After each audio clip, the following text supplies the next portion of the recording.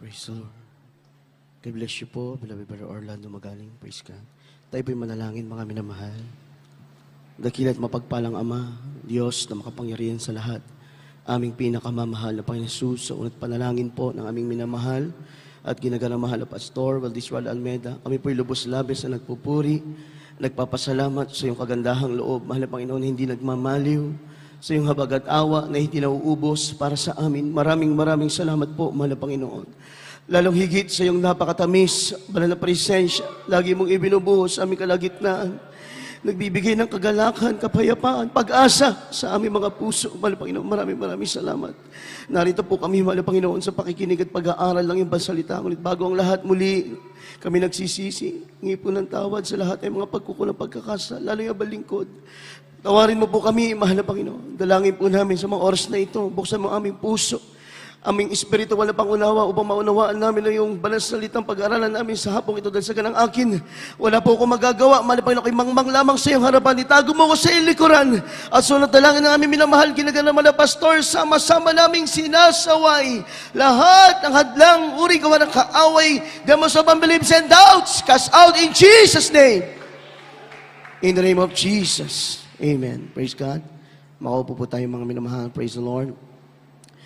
Bago po ako magpatuloy, I want to give the highest praise, glory, honor, and thanksgiving and majesty belongs to our dearest Jesus Christ, the King of Kings and the Lord of Lords, the Creator of the heavens and the earth. And I give double honor and respect to our dearly beloved and honorable Pastor, Valdis Rada Almeida, the end-time prophet of our loving God.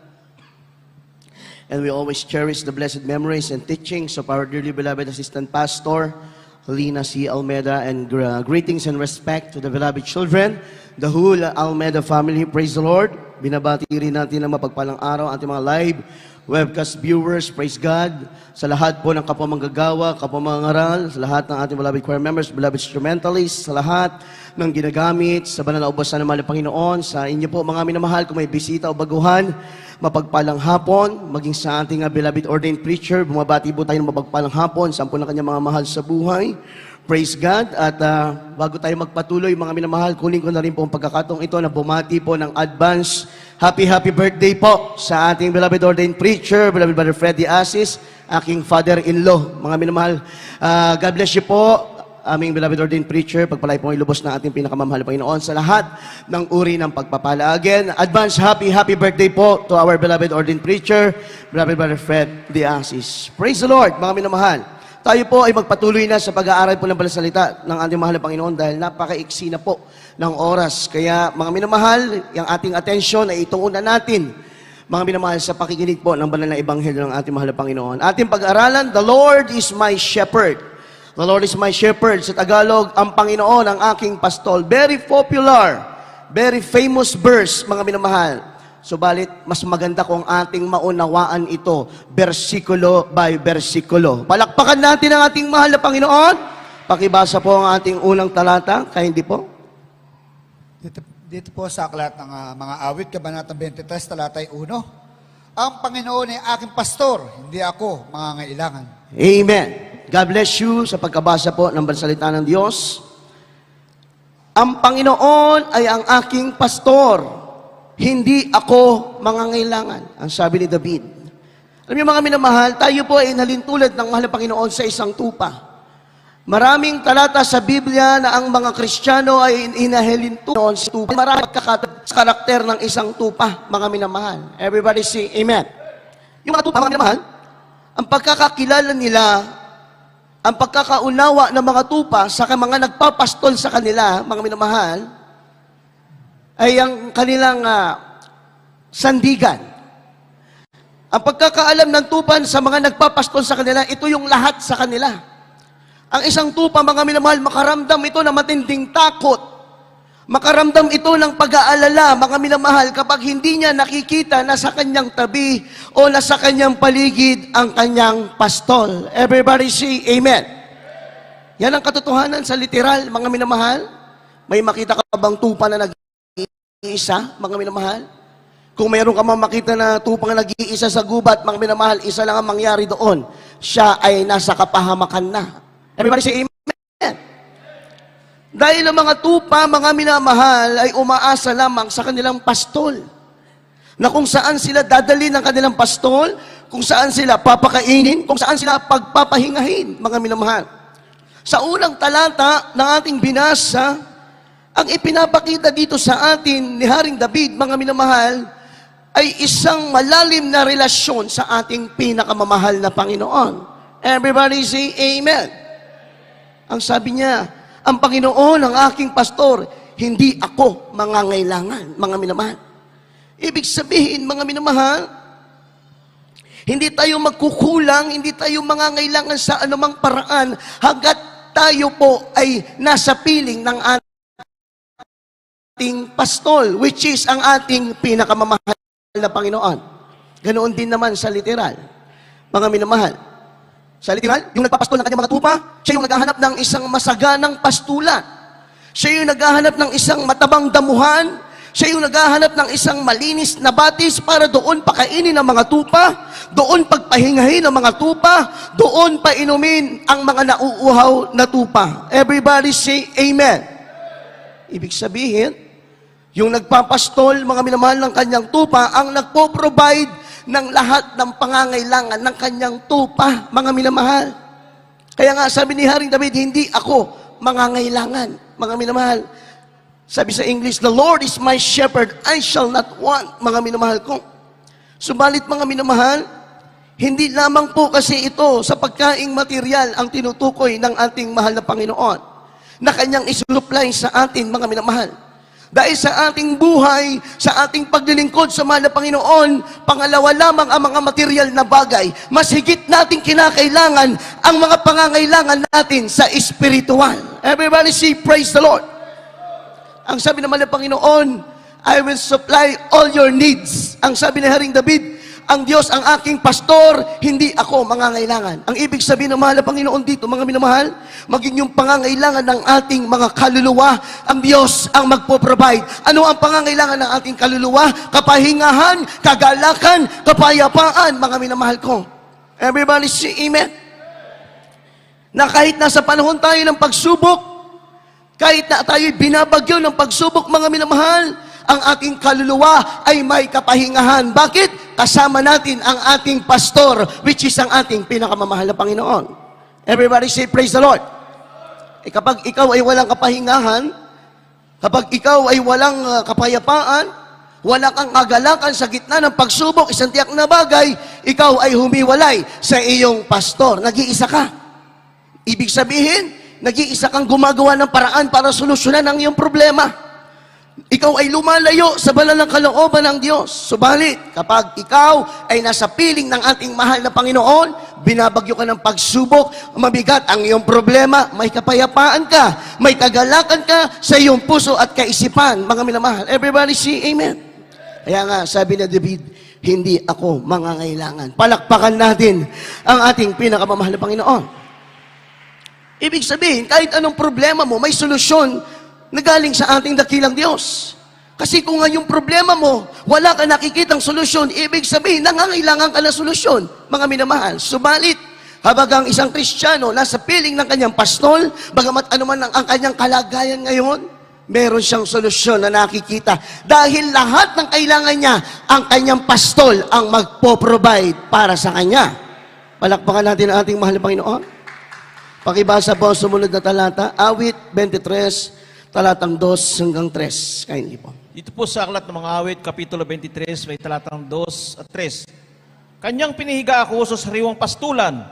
Pinapatnubayan niya ako sa siping ng mga tubig na pahingahan. Kanyang pinanauli aking kaluluwa. Pinapatnubayan niya ako sa landas ng mga katwiran, alang-alang sa kanyang pangalan. Amen. God bless you po. Kanyang pinahihiga ako sa sariwang pastulan. Pinapatnubayan niya ako sa siping ng mga tubig na pahingahan. Kanyang pinapanauli, malalim mga minamahal, pinapanauli ang aking kaluluwa. Pinapatnubayan niya ako sa mga landas ng katwiran, alang-alang sa kanyang pangalan. Alam niyo mga minamahal, ang pastol ng mga tupa, dinadala niya ang kanyang mga tupa doon sa napakagandang lugar. Nagpapastol ng tupa, hindi niya dali ng kanyang mga tupa doon sa lugar na tuyo ang lupa, mga minamahal. Everybody say amen. Hindi niya dadali ng tupa doon sa mga bato-bato. Hindi niya dadali ng kanyang tupa doon sa malapit sa mga mababangis na hayop. Ang sabi ng ating talatang binasa, mga minamahal, ang pastol ay pinahihiga niya ang kanyang mga tupa sa sariwang pastulan. Ibig sabihin, mga minamahal, ng sariwang pastulan, ito yung isang lugar na kung saan napakaganda para sa mga tupa. Isang lugar, mga minamahal, na maayos ang pakiramdam ng mga tupa kapag sila'y dinala doon ng kanilang pastol. Na kung saan ang mga tupa hindi makaramdam ng takot, hindi makaramdam ng anumang pangamba kapag sila'y dinala ng kanilang pastol doon sa lugar na iyon. Sa ating kapanahunan, ano ang lugar na iyon? Ito yon, ang ating banal na gawain ng ating pinakamamahal na Panginoon. Everybody say, praise the Lord. Kapag nasa banal na gawain ka, ang puso mo pulong-pulo ng kagalakan. Bagamat bat-bat ka ng problema, marami kang pagsubok, nagagalak ang iyong puso kapag nasa banal na gawain ka ng ating pinakamamahal na Panginoon. Maging iyong kalungkutan, napapalitan ng kaligayahan ng banal na Espiritu ng ating pinakamamahal na Panginoon. Kaya ito yon, mga minamahal na tinutukoy ng Biblia. Ito yung sariwang pastulan. Pag pinag-aralan natin maigi ang Psalms 23, ang sariwang pastulan, naroon lahat ng pangangailangan ng tupa. Tubig na maiinom kapag ang tupa ay nauhaw, damo na matataba kapag sila ay nagutom, magandang pakiramdam na pag humiga sila doon sa lupa, mga minamahal, ganoon din. Kapag tayo ay nasa banal na gawain, narito lahat ng pangangailangan ng ating kaluluwa. Kapag ang iyong kaluluwa nauuhaw, makainom ka sa tubig ng buhay, ang ating pinakamamahal na Panginoon. Kapag ang iyong kaluluwa nagugutom, umain ka ng tinapay ng buhay, which is ang ating pinakamamahal na Panginoon.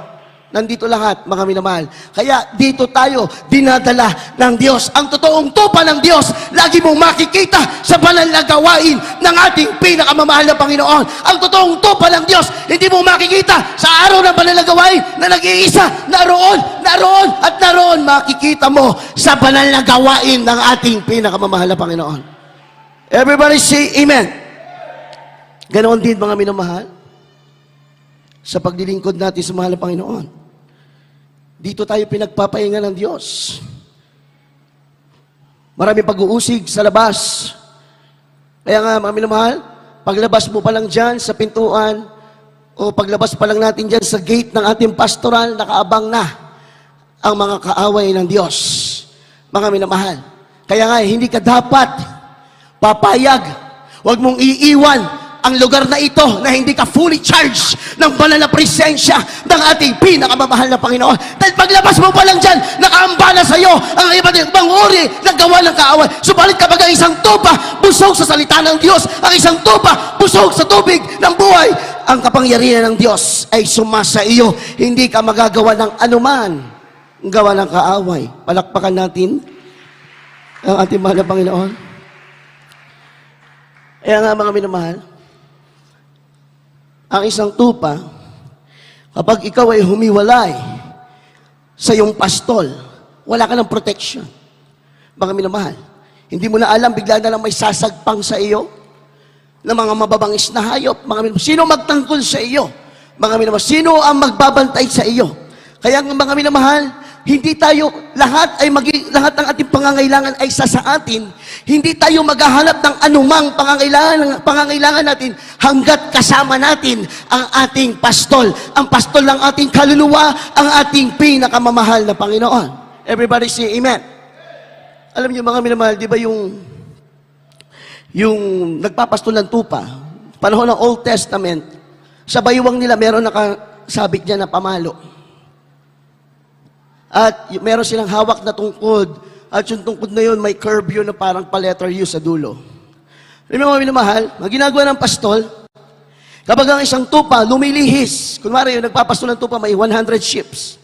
Kapag yung isa lumilihis ng landas, hindi tumilihis doon sa landas na dapat nilang tahakin, ang ginagawa ng nagpapastol, susungkitin niya yan, mga minamahal. Gamit yung tungkod niya. Masasaktan yung tupa, mga minamahal. Kaya nga, yung pastol, mga minamahal, hinahayaan niya kahit masaktan yung tupa, maibalik niya lang doon sa tamang pastulan, mga minamahal. Ganoon din sa paglilingkod natin. Kaya minsan, habang tayo ay nakakalimot sa mahal na Panginoon, Kapag tayo hindi nasunod sa kanyang banal na kalooban, minsan kalabitin ka talaga ng ating mahal na Panginoon para lamang huwag kang mawala sa kanyang banal na kalooban. Everybody say, praise the Lord. Palakpakan natin ang ating mahal na Panginoon. Ano bang sinabi ng verse 2? Na tayo'y pinapatnubayan niya sa siping ng tubig ng pahingahan. Ano ibig sabihin nito, mga minamahal? Kapag tayo ay narito sa banal na gawain, mga minamahal, nire-revive po tayo ng ating pinakamamahal na Panginoon. Minsan sa ating paglilingkod, darating yung panlulupaypay. Minsan, dinadaya tayo ng kaaway. Ipinapakita sa iyo ng kaaway yung mahirap mong kalagayan. Ipinapakita sa iyo ng kaaway yung pagsubok mo. Kaya minsan dumarating sa ating paglilingkod na tayo nanlalamig, nanlulupaypay. Subalit kapag ikaw ay dumalo sa banal na gawain, nire-revive ka ng ating pinakamamahal na Panginoon. Inaalis ng Diyos sa iyo yung pag-aalinlangan mo. Inaalis ng Diyos sa iyo yung takot sa puso mo, mga minamahal. Kaya yun ang ibig sabihin ng verse 2, mga minamahal, na tayo pinapatubayan niya sa siping ng tubig ng pahingahan. Palakpakan natin ang ating mahal na Panginoon. Everybody say, praise the Lord. Ito yung malalim na Tagalog dito, mga minamahal, ang sabi. Kanyang pinahihiga ko sa sariwang pastulan. Sa verse 3 po pala. Kanyang pinapanauli ang aking kaluluwa. Malalim. Malalim yan, mga minamahal. Ibig sabihin po niyan, mga minamahal, nire-renew niya yung ating lakas, mga minamahal. Ibig sabihin po niyan, mga minamahal, ipinabalik ng Diyos yung ating kaluluwa sa magandang kalagayan. Sa tuwing ikaw ay nasa sariwang pastulan, which is ang ating banal na gawain, binabalik ng Diyos yung iyong kaluluwa sa orihinal na kalagayan. Bakit? Dahil ang kaaway natin, ang si Satanas, mga minamahal, pilit minamantsahan ang ating kaluluwa. Pilit minsan maprovoke ka, magalit ka, mamantsahan ang iyong kaluluwa. Minsan magkasala ang iyong mga mata, namantsahan ang iyong kaluluwa. Subalit kapag pumunta ka sa sariwang pastulan, ang sabi ng Biblia, pinapananguli ng mahal na Panginoon ang iyong kaluluwa. Ibinabalik niya sa dalisay na nakalagayan ang iyong kaluluwa. Everybody say amen. Binabalik ng Diyos yung kaluluwa mo sa magandang kalagayan, yung kaluluwang walang mantsa sa paningin ng ating pinakamamahal na Panginoon. Kasi walang ibang ginagawa ang demonyo kundi provokin tayo, tisurin tayo, mga minamahal. Subalit kapag ikaw ay dumadalo sa banal na gawain, nasa sariwa kang pastulan, mga minamahal ko, ang sabi ng talatang binasa natin, pinapanauli ng Diyos ang ating kaluluwa. Ibinabalik niya ang iyong kaluluwa sa malinis na kondisyon, sa isang kondisyong walang mantsa sa harapan ng ating pinakamamahal na Panginoon. Everybody say amen. Ano mangyari sa kaluluwa natin kapag tayo itisod? Meron kang ayaw makita na tao sa banal na gawain, kaya hindi ka dumadalo. Ay napakaraming mantsa na yan, mga minamahal. Hindi mo, yung mantsa na yan, mananatili ang nakadikit sa kaluluwa mo hanggat hindi mo yan nahingin ng tawad sa mahal na Panginoon. Mga minamahal, pag dumating ang Diyos, ang sabi ng mahal na Panginoon, walang bahid ni mantsa ang sasalubong sa akin. Kaya dapat palagi kang nasa sariwang pastulan, nagsusumikap ka na magpapuri sa ating mahal na Panginoon at magpalinis, mga minamahal, upang ibalik ng Diyos ang iyong kaluluwa sa dalisay na kalagayan, malinis sa kanyang banal na harapan. Palakpakan natin ang ating mahal na Panginoon, mga minamahal ko. At sinabi rin ng verse 3, alang-alang sa kanyang pangalan. May layunin po ang ating mahal na Panginoon, mga minamahal. Kung ano man yung mga nangyayari sa buhay natin, kagaya ng patotoo kanina ating beloved Sister Joy Arevalo, mga minamahal, napakalinaw na pangungusap ng ating pinakamamahal na Panginoon. Bakit ganoon? Bakit ipahintulot ng Diyos na maramdaman ng bata iyon, mga minamahal? Baka yung iba nagtanong sa mahal na Panginoon, bakit ganoon? Ito ay mga manggagawa. Ito ay mga lingkod ng Diyos. Bakit dumanas yung bata ng ganoon? Alam niyo bakit dumanas ng ganoon yung bata, mga minamahal? Isa lang ang pinapatunay, ipinapakita din ng Diyos sa atin. Si Sister Joy Arevalo, ang ating mga kapwamanggagawa, may malalim na relasyon sa ating pinakamamahal na Panginoon. Kapag may relasyon ka sa Diyos, kinakailangan kapag sinabi ito ng Diyos, susunod ka. At kapag hindi ka sumunod, kakalibitin ka ng ating pinakamamahal na Panginoon. Patunay na tayo ay may malalim na relasyon sa ating mahal na Panginoon. Kaya nung tayo tumangi sa Diyos, tayo lumuhod sa mahal na Panginoon, tininig tayo ng Diyos, pinagaling ang batang ito sa pamamagitan ng panalangin, unat dalangin ng ating mahal na pastor. Everybody say, praise the Lord! Palakpakan natin ang ating pinakamamahal na Panginoon. Pakibasa po, awit 23, talatang 4. Dito po sa mga awit, Kabanata 23, talatay 4. Oo, bagaman ako'y lumalakad sa libis ng lilim ng kamatayan, wala akong katatakutang kasamaan, sapagkat ikaw ay sumasa akin, ang iyong pamalo at ang iyong tungkod ay nagsisialaw sa akin. Praise the Lord. God bless you po sa pagkabasa ng banal na salita ng Diyos. Sabi po ni Haring David sa talatang ito, kahit na siya ay lumakad sa lilim ng kamatayan, siya ay hindi matatakot.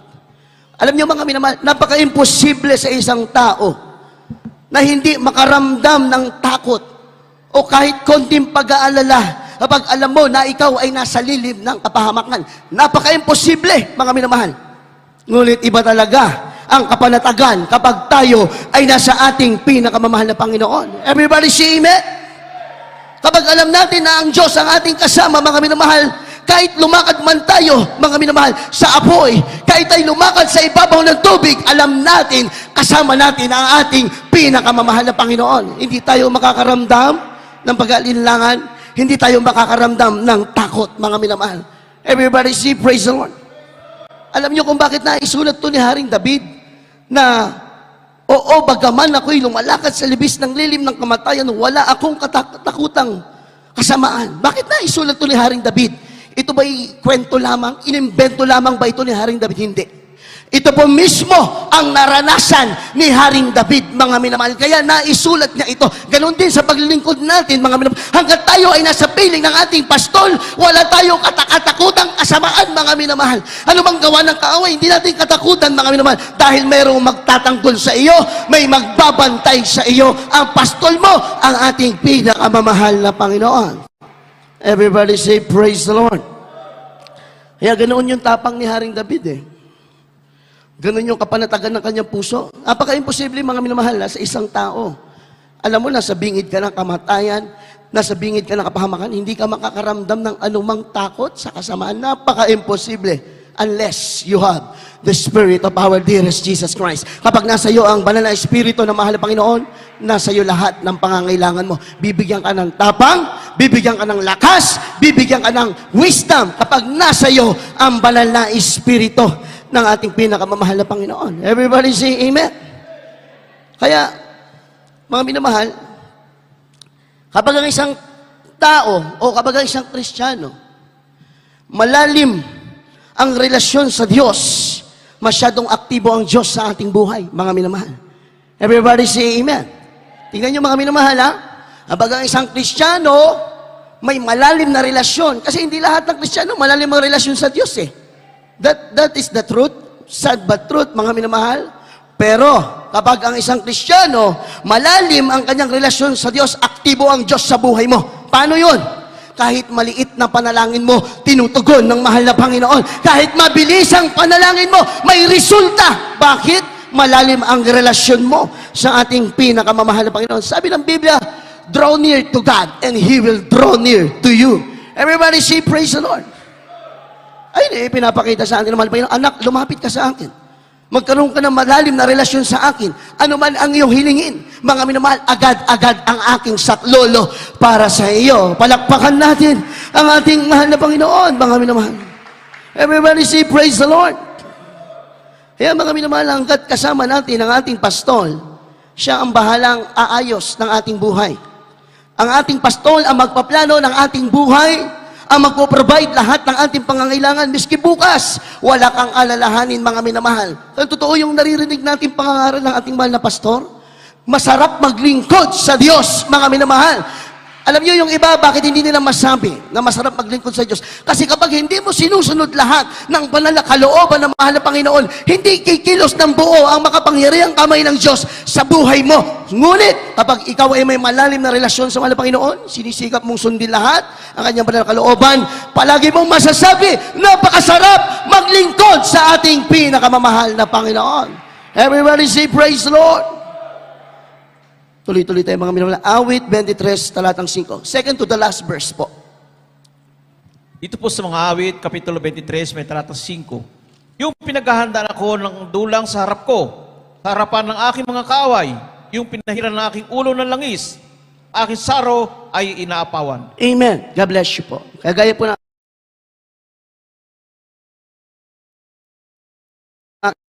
sinabi kanina, itong talatang ito, memorize natin lahat to. Psalms 23, buong chapter. Memorize natin lahat to. Pero ngayon, pinag-aaralan natin, versikulo by versikulo, para malaman natin ano yung ipinahihiwatag sa atin ng ating Panginoon. Sabi dito mga minamahal, talatang 5, iyong pinaghahandaan ako ng dulang sa harap ko, sa harapan ng aking mga kaaway, iyong pinahira ng aking ulo na langis, ang aking saro ay inaapawan. Masyadong malalalim ito mga minamahal, subalit i-expound po natin. Sabi rito mga minamahal, tayo daw po ay pinaghahandaan ng dulang. Ano ba yung dulang? Sa English, thou wouldst prepare a table before me in the presence of my enemy. Everybody say amen. Table. Sa English, table, or sa mababaw na Tagalog, lamesa. Ang sabi naman ng Panginoon, ikaw ay pinaghahandaan ko ng lamesa sa harapan ng iyong mga kaaway. Ano yun, mga minamahal? Ano ang ibig sabihin ng ating pinakamamahal na Panginoon Jesus? Ibig sabihin ng Diyos dito, mga minamahal, sa espiritual na kalagayan. Bagamat ikaw ay kaharap mo ang iyong mga kaaway, which is sa espiritual na kalagayan, kaharap mo ang iyong mga pagsubok, pinaghanda ka ng Diyos ng lamesa. Sa Biblia, ibig sabihin ng lamesa, pagdiriwang. Ibig sabihin ng pagdiriwang, pagtatagumpay, mga minamahal. Everybody say, praise the Lord! Sa harapan ng iyong kaaway, nakapaligid ang mga pagsubok mo, mga problema, nakapaligid, pinaghanda ka ng Diyos ng lamesa ng pagtatagumpay. Everybody say, praise the Lord! Palakpakan natin ang ating napakabait na Diyos. Napakabuti ng ating pong pinakamamahal na Panginoon. Napakakamanghamanghang gawa, mga minamahal. Sa literal na buhay, sa panahon ng gera, ang mga sundalo, magpalitan niya ng putok ng baril. Magpalitan ng mga missile. Yan ang makikita mo sa literal na warfare. Subalit sa ating pakikipagbaka, bagamat tayo nakikipagpalitan ng spiritual strength sa ating kaaway, nilagyan tayo ng lamesa ng pagdiriwang. Ibig sabihin, mga minamahal, hindi ka makaramdam ng takot, hindi ka makaramdam ng anumang paghihirap sa panahon ng iyong pakikipagbaka. Ang maramdaman mo, kagalakan, pagsasaya, pagdiriwang sa piling ng iyong mahal na Panginoong Jesus. Everybody say, praise the Lord! Napakalalim nito, mga minamahal. Kaya magandang ating pinag-aralan ang ibig sabihin ng Psalms 23. Dahil kapag ikaw ay nasa panahon ng matinding pagsubok, panahon ng kapahamakan, banggitin mo lamang ang mga talatang ito, agad-agad sumasaklolo ang ating pinakamamahal na Panginoon. Palakpakan natin ang dakilang Diyos. Sabi pa rito, mga minamahal, iyong pinahira ng aking ulo, ng langis, ang aking saro ay inaapawan. Mga minamahal, alam niyo po, sa literal, yung pastol, pinapahira niya ng langis yung tupa. Mga minamahal, nilalagyan niya ng langis yung buong ulo ng tupa. Kasi mga minamahal, kapag yung tupa, hindi nilagyan ng langis ng kanyang pastol, ang nangyayari, maraming insekto ang namamahay sa kanyang tainga. Maraming insekto ang namamahay sa kanyang ilong. Ang nangyayari sa tupa, parang nawawala sa sarili. Bakit ikaw ba naman may mga insekto sa iyong tainga at ilong? Kaya ang ginagawa ng tupa, mga minamahal, inuuntog nila yung kanilang ulo sa mga bagay na pwede nilang maiuntog ang kanilang ulo hanggang sila ay mamatay. Sa Bible, ano ang simbolo ng langis? Ano ang isinisimbolo ng langis? Ang isinisimbolo ng langis sa Biblia, banal na espiritu ng ating mahal na Panginoon. Kapag isang Kristiyano na kulang ng banal na espiritu, magugulo ka ng kaaway, makakakilos sa iyo ang kaaway, maging mitsa pa ng iyong kapahamakan. Mga minamahal, yung tupang totoo, ha? Pag hindi napahira ng langis, napapahamak. Ganoon din tayo, mga minamahal. Kapag nagkulang ka ng banal na espiritu ng Diyos, mahina ka sa tukso, mahina ka sa mga atake ng kaaway, maaari kang matisod, maaari kang manghina, titigin ka sa puro negatibo dahil kulang ka sa langis na galing sa Diyos. Yung tupa, nawawala sa sarili, hinampas niya yung ulo niya, kasi hindi niya alam ang gagawin niya Kasi kapag yung tupa may langis, ayaw ng insekto. Yung langis, ayaw niya yung amoy, hindi dadapo. Ganoon din si Satanas. Kapag isang Kristiyano, punong-puno ng banal na espiritu, ayaw ni Satanas sa iyo. Hindi lalapit si Satanas sa iyo. May matatakot sa iyo si Satanas. Ilag na ilag sa iyo si Satanas. Mga minamahal, paulit-ulit natin ipinapangaral sa banal na pulpito huwag pighatiin ang banal na Espiritu ng Diyos. Ito ang ating kalakasan, sandata, sandigan sa ating paglilingkod, sa ating pong pinakamamahal na Panginoon. Palakpakan natin dakilang Diyos, mga minamahal. Alam niyo mga minamahal, grabe kamangha-mangha ang gawa ng Diyos. Miski siyensya magpapatunay. Alam niyo po, bukod doon sa yung tupa, pag walang langis ay parang mawawala siya sa sarili niya. Mababalisa siya eh. Magulo ang kanyang pakiramdam. Ganun na yung Kristiyano. Kapag wala kang Espiritu ng Diyos, nagkulang ka na. Hindi ka na lagi napupuspos. Pag may problema ka, balisa ka. Kapag may pagsubok ka, hindi mo alam ang gagawin mo. Gagawa ka ng sarili mong hakbangin, kaya napapahamak. Subalit kapag may langis ka ng mahal na Panginoon, which is ang Holy Spirit, mga minang panatag ka. Panatag ka! Everybody say, praise the Lord! Sabi ng Biblia, the Holy Spirit will lead you to the truth. Ang Diyos, ang banal na Espiritu ang magtuturo sa iyo kapag nasa panahon ka ng kapahamakan, ituturo ng Holy Spirit kung ano ang gagawin mo. Kapag nasa panahon ka ng napakabigat ng pagsubok, ituturo ng Holy Spirit kung ano ang gagawin mo. Kaya hindi tayo magiging kagaya ng tupa na kapag walang langis ay hampas ang ulo, mga minamahal. Everybody say, praise the Lord! Palakpakan natin ang ating mahal na Panginoon.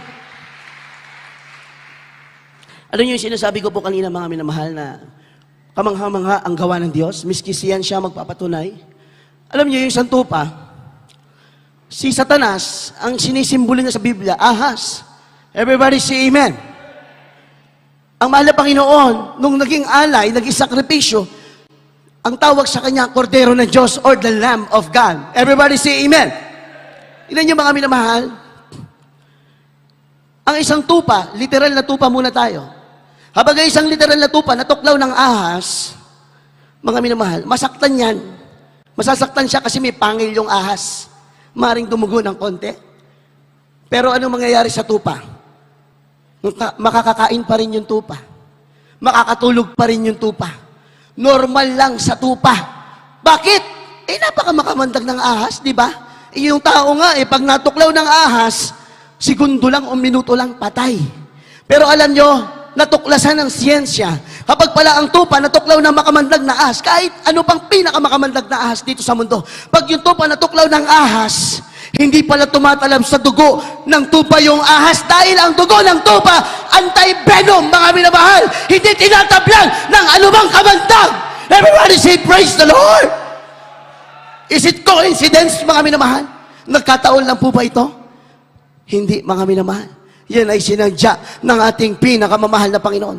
Sabi ng Biblia, kagaya tayo ng tupa, ano ba yung tuklaw ni Satanas sa ating buhay? Pagsubok, problema, pag-uusig, kahirapan. Sa una, pasaktan lang tayo. Sa una, medyo madapa lang tayo. Pero ang katotohanan, hindi tayo mapagtatagumpayan. Sabi ng Biblia, we are washed by the blood of Jesus. We are washed by the blood of Jesus. We are covered by the blood of Jesus. Kaya tandaan mo, huwag mo sabihin mananaig ang pagsubok mo. Huwag mo sabihin mananaig ang karamdaman mo. Huwag mo sabihin mananaig ang iyong kahirapan. You are washed by the blood of Jesus. You are covered by the blood of Jesus. Nagpatunay ang siyensya. Nagpatunay ang salita ng Diyos. Palakpakan natin. Palakpakan natin. Hallelujah! Purihin ang ating dakilang Diyos. Kaya nga mga minamahal, hindi tayo mapagtatagumpayan ng pagsubok. Kahit gamitin na ni Satanas yung pinakamatindi niyang taktika. Kahit ilabas na ni Satanas yung pinakamatindi niyang sandata para atakihin ka, hindi siya magtatagumpay sa iyo. Minsan, masaktan ka lang sa una. Minsan, madapa ka lang sa una. Pero katotohanan, you are washed by the blood of dearest Jesus. You are covered by the blood of our dearest Jesus. You are washed by the Lamb of God. By the blood of the Lamb of God. Ang Kordero ng Diyos. So sa literal, ang siyensya ang magpatunay. Kaya nga sa UK, mga minamahal, sa United Kingdom, sa Australia, yung dugo ng tupa, dinedevelop na nila ngayon para maging anti-venom. Kapag may natuklaw ng ahas, yun ang kanilang i-inject para mabuhay yung natuklaw ng ahas. Everybody say, praise the Lord! Malinaw ang salita ng Diyos, which kisensya magpatunay na ang demonyo, ang gawa ng kaaway, ang atake ng kaaway sa ating buhay, kailanman hindi mananaig hanggat ikaw ay nasa piling ng iyong pastol, hanggat ikaw ay mayroong malalim na relasyon sa ating pinakamamahal na Panginoon. Palakpakan natin ang tinapakabait na Diyos. Hallelujah! Hallelujah! Basahin po natin last verse, mga minamahal. Basahin natin last verse, Psalms 23. Verse 6 po. Maganda po ating mga awit, ating mga manunugtog. Dito pa rin po sa mga awit, Kapitulo 23, may talatang 6. Tunay na ang kabutihan at kaawaan ay susunod sa akin sa lahat ng mga kaawaan ng aking buhay. At ako'y tatahan sa bahay ng Panginoon magpakailanman. Amen. Tingnan niyo mga minamahal. Tunay na ang kabutihan at kaawaan ay susunod sa akin sa lahat ng kaarawan ng aking buhay. Mangyayari ito mga minamahal. Totoo ito. Yung habag ng Diyos, yung kabutihan ng Diyos susunod sa kanyang mga tupa. Pero, tandaan natin yung huling talata. Tandaan natin yung huling talata. At ako'y tatahan sa bahay ng Panginoon magpakailan-kailan pa man. Hindi literal na bahay ang ibig sabihin dito. Ang ibig sabihin ng tahanan, yung tatahan tayo sa bahay ng Diyos, magpakailan-kailan pa man, susundin mo lagi yung kanyang banal na kalooban. Lagi kang dadalo sa banal na gawain. Magtatapat ka sa pagbibigay. Mamumuhay ka na may kabanalan. Aalisin mo ang galit sa iyong puso. Tutulong ka sa mga nangangailangan. Maglilingkod ka ng abot na makakaya mo sa balding pinakamamahal na Panginoon. Diyan, kapag ganoon ka, diyan susunod sa iyo yung kabutihan at kaawaan ng ating pinakamamahal na Panginoon. Everybody say, praise the Lord! Alam niyo mga minamahal, sa paglilingkod natin, minsan, hindi naman natin sinasadya. Minsan napapawalay tayo ng landasin sa sandaling panahon. Pero napakabait ng Diyos. Tinitignan niya lagi ang mga tupa niya, mga minamahal. Yung totoong pastol sa lupa, kapag siya'y nagpapastol ng tupa, hindi siya natutulog. Sabi ng Biblia, our God never sleep, nor is slumber, mga minamahal. Kailanman hindi natulog ang ating mahal Panginoon, kaya nakikita niya ang iyong pinagdaraanan. Nakikita ng Diyos ang iyong kalagayan. Kaya nga yung nagpapastol ng tupa, hindi siya natutulog, magdamag, binabantayan niya yung kanyang mga tupa. Sinisiguro niya na sila'y ligtas, na sila'y payapa. Hallelujah, praise the Lord! Ganoon din ang ating mahal na Panginoon, mga minamahal. Minsan kapag naliligaw ka ng landas, mga minamahal, minsan yung hindi ka na sumusunod sa pagbibigay. Minsan hindi ka na dumadalo palagi, yan, naliligaw ka na ng landas. Ang ginagawa ng nagpapastol ng tupa, iniiwan niya yung maraming tupa para hanapin ka. Dahil mahal ka niya, ayaw kanyang bawalay sa kanyang piling, mga minamahal, dahil alam ng pastol na isang tupa kapag nawalay sa kanyang piling, mapapahamak to. Kaya ayaw ng ating pinakamamahal na Panginoon dyan, mga minamahal. Kaya napakabait ng Diyos. Napakabuti ng Diyos sa ating mga buhay. Kaya hanggang sa mga oras na ito, nakakatayo ka sa pagsubok mo, nakakatayo ka, nakapaglilingkod ka kahit bagyo, binabagyo ka ng problema dahil may nagpapastol sa atin. Una, nagpastol sa atin ang ating pinakamamahal na Panginoon at ipinadala niya ang ating pastor na kumalinga sa atin araw at gabi sa kanyang marubdob na paglilingkod, pananalangin na mahabang panahon. Narito tayo, mga minamahal. Pinagbala ng ating dakilang Diyos.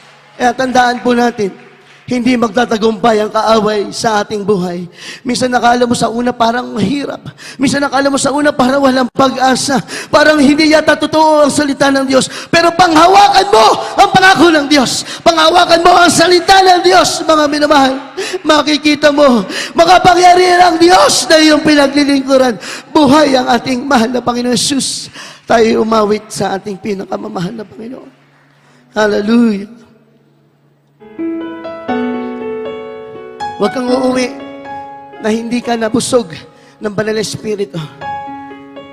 Hallelujah, hallelujah.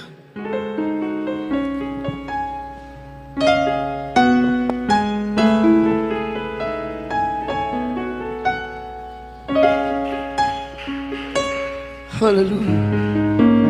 Purihin ka, mahal na Panginoon.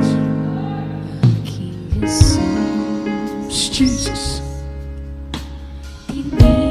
Tingnan mo, bawat lakad ko. Hallelujah. Sa piling ikaw, hinahanap mo.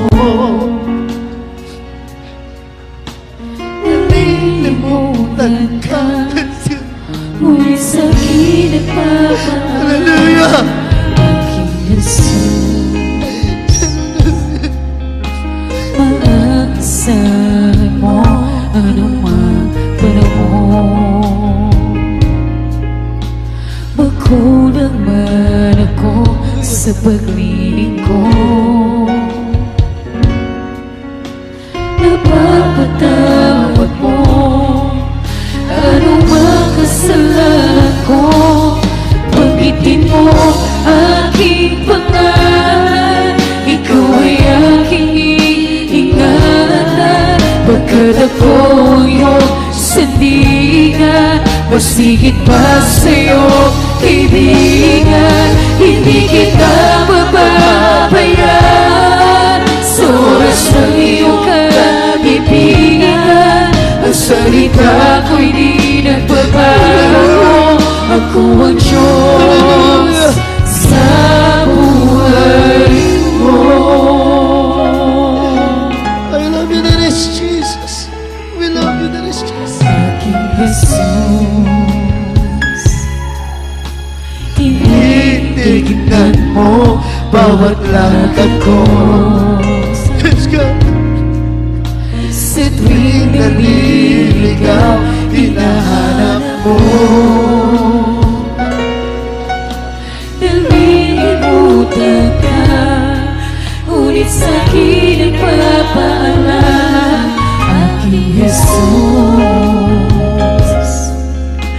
maaasahan mo anumang panahon.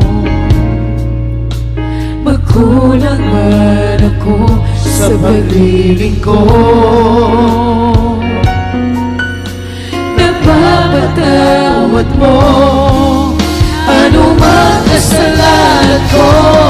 Banggitin mo aking pangalan, ikaw ay aking iingatan. Pagkat ako ang iyong sandigan, mas higit pa sa'yo,